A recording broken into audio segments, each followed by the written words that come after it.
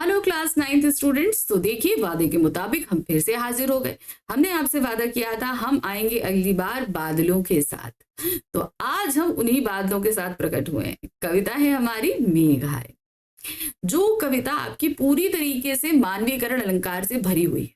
बहुत अच्छे से मैंने आपको पूरी कविता समझाई है, जहां पर कवि जो बातें कह रहे हैं और इवन उसका जो आश्रय बता रहे हैं, वो दोनों ही चीजें मैंने आपको बहुत अच्छे से बताई। ठीक है, तो चलिए अब फटाफट कर लेते हैं इस कविता पर आधारित बहुविकल्पीय प्रश्न। कविता तो हमारी पूरी समझी हुई है, लेकिन यहाँ पर हम आपके लिए लेकर आए काव्यांश आधारित बहुविकल्पीय प्रश्न और कुछ संपूर्ण कविता आधारित। तो इस तरीके से कुल मिलाकर हम बहुत सारे प्रश्न करने वाले हैं। तो ये ध्यान रखिएगा कि कविता आपके लिए समझना पहले जरूरी है, तभी इन क्वेश्चंस के आंसर भी आप ज्यादा अच्छे से समझ पाएंगे। ठीक है, तो आज का वीडियो है क्लास 9th हिंदी कोर्स ए के स्टूडेंट्स के लिए, जिनकी बुक हम करा रहे हैं क्षितिज भाग 1 और काव्य खंड का हमारा ये अध्याय है मेघ आए। ये कविता हमारे सामने प्रस्तुत की है सर्वेश्वर दयाल सक्सेना जी। ठीक है, तो चलिए शुरू करें बिना समय गंवाए। पहला काव्यांश है, क्षितिज अटारी गहराई दामिनी दम की, क्षमा करो गांठ खुल गई अब भरम की, बांध टूटा झरझर मिलन के अश्रु ढर के, मेघ आए बड़े बंठन के सवर के। अब क्या हो रहा था कि मेघ को आने में इतना समय लग रहा था, तो सभी को लग रहा था कि भाई बादल अब की नहीं आएंगे नहीं आएंगे, एक आशंका थी। ठीक है, तो अब जैसे ही आसमान जो है वो गहराया, क्षितिज अटारी यानी कि क्षितिज कौन सा, होराइजन जो होता है जहां पर पृथ्वी और आकाश आपस में मिलते हुए से दिखाई देते, पर एक्चुअल में ऐसा होता नहीं। तो वहां पर क्या है ना, पूरी तरीके से बादल आ गए, घिर गए और बिजली चमकने लगी। तो सबको अभी तक जो डाउट था कि बादल नहीं आएंगे, वो आ गए।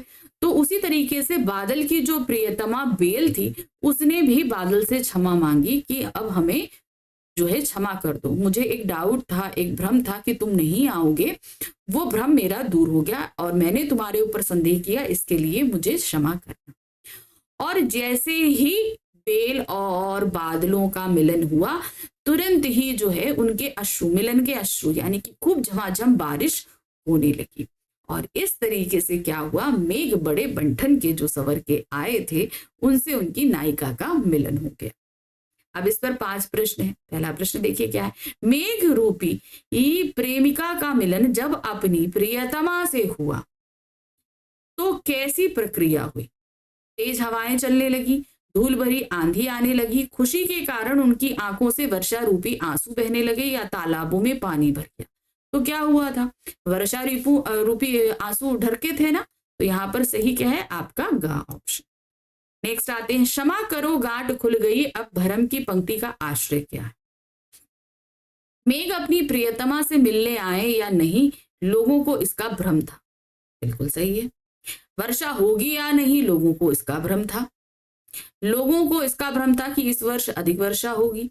लोगों को इसका भ्रम था कि इस वर्ष तालाब में पानी भर जाए। तो सही ऑप्शन है आपका पहला, मेघ अपनी प्रियतमा से मिलने आएंगे या नहीं, लोगों को इसका भ्रम था, डाउट था इसका। हाँ, क्षितिज अटारी गहराई दामिनी दम की, ई में कौन सा अलंकार है।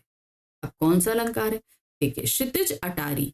तो अगर आप देखोगे क्षितिज अटारी, क्षितिज मतलब क्या हो गया, होराइजन, उसी को क्या बोला गया, अटारी मतलब छत। तो इसमें आपका एक तो पहले हो रहा है रूपक अलंकार, ठीक है, दूसरा दामिनी और दमकी में आपका अनुप्रास अलंकार। 2 अलंकार है यहाँ पर।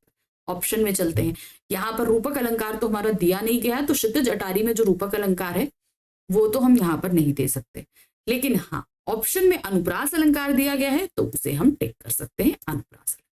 ठीक है, चलिए आते, क्षितिज अटारी गहराई दामिनी दम की पंक्ति में क्षितिज शब्द का अर्थ क्या है। क्या है, वो जगह जहां हमें धरती और आकाश मिलते हुए से प्रतीत होते हैं, वह स्थान जहां धरती और आकाश मिलते हुए दिखते। वर्षा के संदर्भ में लोगों का भ्रम किस प्रकार दूर हो गया, कैसे दूर हुआ, चलिए देखते हैं। हवाओं के चलने से, तालाब में पानी भरने से, बिजली चमकने से, बादल के आने से। तो कैसे भ्रम दूर हुआ था, बादल के आने से।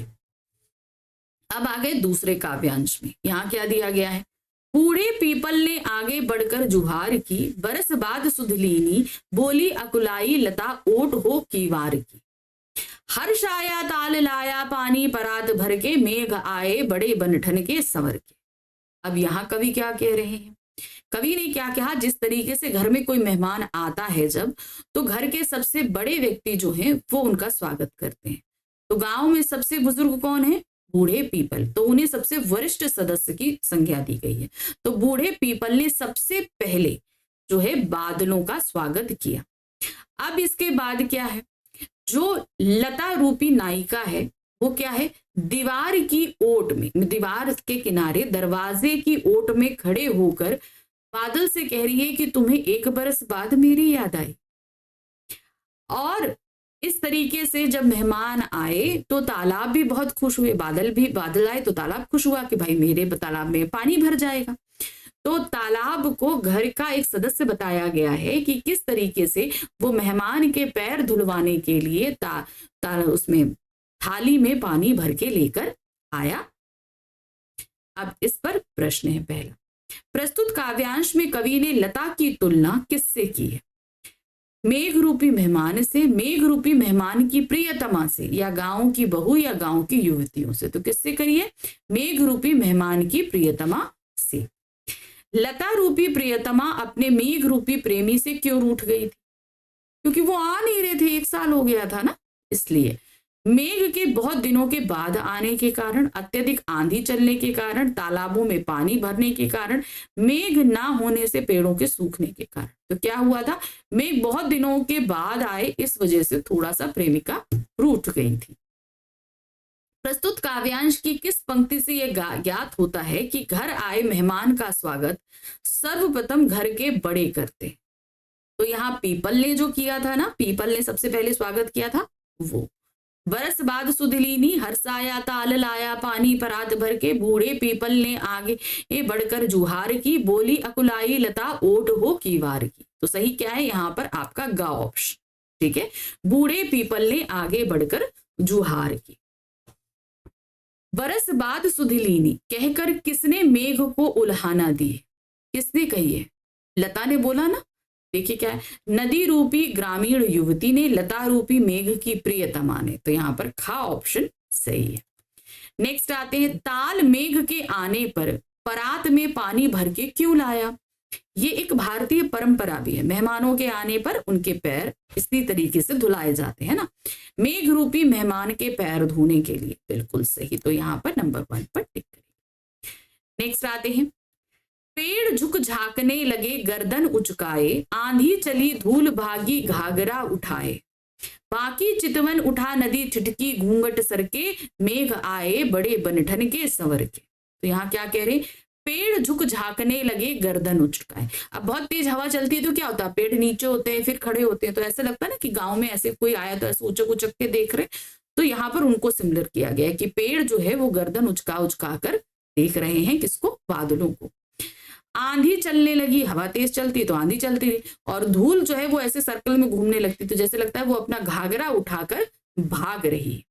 बाकी चितवन उठा नदी ठिठकी घूंघट सरके।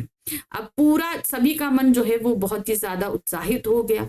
नदी का पानी एक तरफ को सरकने लगा तो क्या बोला? नदी ठिठकी। और जैसे लग रहा है कि जो नदी है उसे क्या बोला गया है, जो गांव की बहुएं हैं जो घूंघट करती हैं, वो अपना हल्का सा घूंघट उठाकर बादल रूपी मेहमान को देख रही। अब इस पर पहला प्रश्न है, क्या दिया है, पेड़ बार बार गर्दन उचकाते हुए क्यों झुक रहे हैं? क्या कारण है?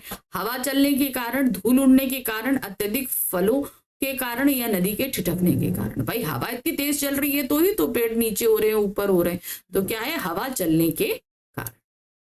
मेघ आने की सूचना देने के लिए धूल किस प्रकार भाग रही है? कविता के आधार पर उत्तर दीजिए। देखिए क्या है, ग्रामीण स्त्रियों की भांति। अब मेघ आने की सूचना धूल किस प्रकार भाग रही है? ग्रामीण स्त्रियों की भांति, गांव के बुजुर्ग व्यक्ति की भांति, जिस प्रकार नदी चलती है, किसी नए मेहमान की भांति। तो कैसे भाग रही है? ग्रामीण जो गांव की स्त्रियां या लड़कियां होती हैं उनकी भांति जो है वो घाघरा उठाकर भाग रही है। प्रस्तुत काव्यांश में नदी का चित्रण किस रूप में किया गया है? वो गांव की जो स्त्रियां हैं उनके रूप में किया गया है ना। तो देखिए क्या है, गांव के बुजुर्ग व्यक्ति के रूप में, गांव की महिला के रूप में जो घूंघट में रहती है। बिल्कुल सही है, क्यों ना। नदी अचानक से क्यों ठिठक जाती है? प्रस्तुत पंक्तियों के आधार पर उत्तर दीजिए। क्यों? तिरछी नजरों से मेघ रूपी मेहमान को देखने के लिए, मेघ रूपी मेहमान के इंतजार में, मेघ रूपी मेहमान का स्वागत करने के लिए, अचानक तेज हवाओं के चलने के कारण। इसका रीजन क्या है? तिरछी नजरों से मेघ रूपी मेहमान को देखने के लिए, क्योंकि वो तो उन्हें घूंघट ओढ़ा हुआ है ना, तभी वो क्या है, ठिठकती है, थोड़ी सी रुकती है अपने काम से और फिर घूंघट उठाकर फिर उनको देखती है। बादलों को तिरछी नजरों से कौन निहार रहा है? जाहिर सी बात है, जो नदी रूपी ग्रामीण स्त्रियां हैं वो निहार रही हैं, तो यहाँ पर खा ऑप्शन हमारा सही है। चलिए अब हम आगे चौथे काव्यांश पे। यहाँ क्या दिया गया है? मेघ आए बड़े बंठन के संवर के, आगे आगे नाचती गाती बयार चली, दरवाजे खिड़कियां खुलने लगी गली गली, पाहुन जो आए हों गांवों में शहर के। मेघ आए बड़े बंठन के संवर के, तो क्या कह रहे हैं? अब गांव में मेघ आ रहे हैं, इतने दिन बाद आ रहे हैं, बड़े बंठन के संवर के लग रहे हैं, तो उसके आगे आगे क्या है ना, पहले हवा चलती है, बादलों के आने से पहले हवा चलती है ना, तो उसी तरीके से क्या है, उनके आगे नाचते। अब जैसे घर में कोई मेहमान, जैसे गांव में कोई मेहमान आता है, गांव के जो है शहर का कोई भी मेहमान अगर गांव में आएगा तो क्या होगा, उसके आगे गांव के बहुत सारे बच्चे खेलते कूदते चलेंगे, तो उनको कैसे बताया गया है? बयार की भांति, आगे आगे नाचती गाती बयार चली, यानी कि ठंडी ठंडी हवाएं चलने लगी, दरवाजे खिड़कियां खुलने लगी गली गली। अब बादलों को देखने के लिए सभी लोग जो हैं अपनी दरवाजे खिड़कियां खोलकर बाहर आने लगे देखने के लिए। जिस तरीके से गांव में अगर कोई शहर का मेहमान आ जाए तो उसको देखने के लिए सभी लोग अपने घरों से बाहर आ जाते, और जो नहीं आ पाते वो खिड़कियां खोलकर देखने लगते है ना। पाहुन, पाहुन मतलब मेहमान या दामाद, जो आए हों गांव में शहर के। अब इस पर पहला प्रश्न है, काव्यांश में मेघ के आने का चित्रण किस रूप में किया गया है? किस रूप में किया गया है? गांव में मेहमान के आने के रूप में किया गया है, तो यहाँ पर घ ऑप्शन सही है। नेक्स्ट आते, मेघ रूपी मेहमान के आने की सूचना गांव वालों को किससे मिल रही है? बयार से, है ना। नदी किनारे लगे पेड़ों से, हवा चलने से, पेड़ों के झुकने से, नदियों के पानी के बढ़ने से, तो सही क्या है? हवा के चलने से। काव्यांश के आधार पर बताइए कि दरवाजे और खिड़कियां मेघ के आने से क्यों खुलने लगी? क्योंकि सभी लोग उन बादलों को देखना चाहते थे ना, इसलिए। मेघ रूपी मेहमान को देखने के लिए, बिल्कुल सही है। धूल रूपी ग्रामीण स्त्रियों को देखने के लिए, बूढ़े पीपल के स्वागत के लिए, हवाओं की तीव्र गति चलने के कारण, तो सही क्या है? मेघ रूपी मेहमान को देखने के लिए। सभी लोग क्या है, वो मेघ रूपी मेहमान को देखना चाहते हैं। सिंपल सी एक बात है कि भाई क्या कारण है, जो है कौन आया है, कैसे नहीं है, तो यहां पर उसका रूप होगा। ठीक है। मेघ रूपी मेहमान का स्वागत पीपल का पेड़ किस प्रकार करता है? घर के वरिष्ठ सदस्य के रूप में करता है ना। तो देखते हैं क्या है। अपनी डालियों को ऊपर उठाकर, गांव के बुजुर्ग व्यक्ति की तरह, बिल्कुल सही है। गांव की स्त्रियों की तरह अपनी डालियों को नीचे झुकाकर, तो सही क्या है? गांव के बुजुर्ग व्यक्तियों की तरह। आगे आगे नाचती गाती बयार चली, पंक्ति में बयार शब्द का तात्पर्य क्या है? बयार मतलब होता है हवा, ठीक है। तो यहां पर क्या? हवा चलने से। चलिए, अभी तक हमने 4 काव्यांश देख लिए कविता के, लेकिन अभी भी बीच में एक आध चीजें छूटी हैं, तो उन्हें हम कवर अप करेंगे इन क्वेश्चंस के साथ में। ठीक है, तो चलिए देखिए क्या है। अब ये पूरी कविता पर आधारित प्रश्न है। तालाब द्वारा परात में पानी भरकर लाना किस भारतीय परंपरा को दर्शाता है? कौन सी भारतीय परंपरा है? मेहमान का पैर धोना। ठीक है, तो यहां पर हमारा ग ऑप्शन, मेहमान का पैर धोना। क्षमा करो गांठ खुल गई अब भरम की, इस पंक्ति में प्रियतमा के मन में किस प्रकार का संदेह उत्पन्न हुआ? उसे इस चीज का डाउट था कि उसका प्रियतम उसको भूल गया है, उसे लेने नहीं आ रहा, साल भर हो गया था उसे, है ना। प्रेमी के ना आने के संदेह से, प्रेमी के नाराज होने से, प्रेमी द्वारा भुलाए जाने के संदेह से, उपरोक्त में। तो यहां पर संदेह क्या था? उनके ना आने। मेघ आए कविता के आधार पर बताइए कि जब गांव में मेहमान यानी कि दामाद आते हैं तो क्या होता है? ऑप्शन देखते हैं। कोई उस पर ध्यान नहीं देता, नहीं, ऐसा नहीं होता। गांव के सभी व्यक्ति उसका स्वागत सत्कार करते हैं, बिल्कुल सही है। सभी उससे शिकायत करते हैं, उपरोक्त में से कोई नहीं। तो सही क्या है, गांव के सभी व्यक्ति उसका स्वागत सत्कार करते हैं। वो किसी एक घर का दामाद नहीं होता, वो पूरे गांव का दामाद होता। बरस बाद सुध लीनी पंक्ति में लता के किस भाव की अभिव्यक्ति की गई है? अब बरस बाद सुध लेनी क्या है, वो बादल से शिकायत कर रही है ना, शिकायत ही तो कर रही है। तो देखते क्या है, प्रेम भाव की, उल्हाना देने के भाव की, उदार भाव की या वियोग भाव की। तो यहाँ पर दो चीजें सही है, प्रेम भाव की भी, प्रेम था इसीलिए वो शिकायत कर रही है, और उल्हाना देने की। लेकिन सही जो बैठ रहा है वो क्या है, उल्हाना देने। मेघ आए कविता के आधार पर बताइए कि आंधी आने पर क्या होता है। पेड़ झुकने लगते हैं, बहुत तेज है ना, पेड़ झुक जाते हैं, तालाब में पानी भरने लगता है, लोग प्रसन्न हो जाते हैं, लोग खिड़कियां खोल देते हैं। नहीं, तो सही क्या है, पेड़ झुक जाते हैं। बाकी चितवन उठा नदी ठिठकी घूंघट सर के, पंक्ति का अर्थ क्या है? चलिए देखते हैं। नदी ने घूंघट कर रखा है, यहाँ पर का रखा नहीं है, यहाँ पर क्या होगा, कर रखा। नदी रूपी स्त्री रुक कर अपना घूंघट हटाकर तिरछी नजरों से मेहमान को देख रही है, बिल्कुल सही है। नदी मेहमान से मिलने आई है, नहीं, उपयुक्त। यहाँ पर खा ऑप्शन सही है। नेक्स्ट आते हैं, व्याकुल लता किसके पीछे छिपकर मेघ से शिकायत कर रही है? वो किवाड़ के पीछे यानी कि दरवाजे के पीछे छुपकर शिकायत कर रही है। तो यहाँ पर देखें, दरवाजे की ओट में। मेघ आए कविता में किसकी तुलना शहर से आए दामाद से की गई है? मेघों की, यानी कि बादलों की तुलना की गई है। तो यहाँ पर बादलों की तुलना की गई है।